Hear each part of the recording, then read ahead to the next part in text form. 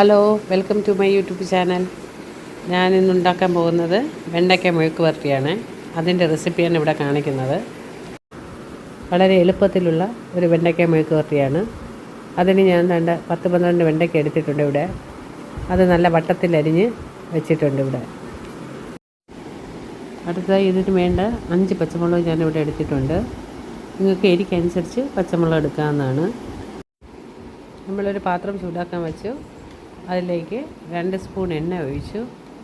അതിലേക്ക് കടുക് ഇട്ടു, പിന്നെ വറ്റൽമുളക് ഇട്ടു,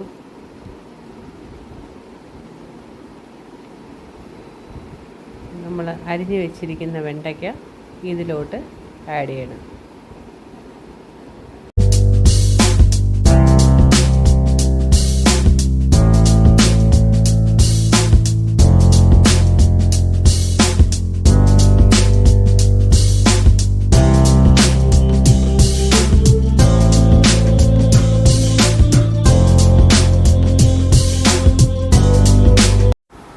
വെണ്ടയ്ക്കയിലേക്ക് ആവശ്യമായ ഉപ്പും കൂടി ചേർത്ത് കൊടുക്കുകയാണ്.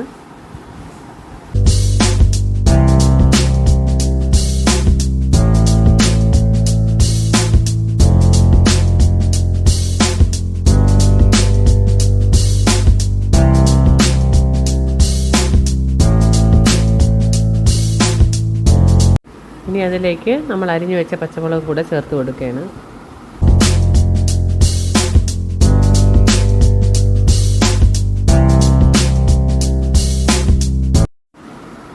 ഇനി അതിലേക്ക് ഒരല്പം എണ്ണ കൂടെ ഒഴിച്ച് കൊടുക്കണം. എന്നിട്ടെല്ലാം കൂടെ ഒന്ന് മിക്സ് ചെയ്യണം.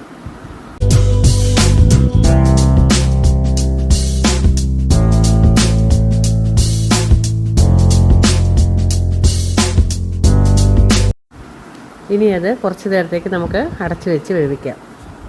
5 മിനിറ്റ് കഴിഞ്ഞ് അതൊന്ന് തുറന്ന് നോക്കിയിട്ട് ഒന്ന് നല്ലവണ്ണം മിക്സ് ചെയ്ത് കൊടുക്കുക.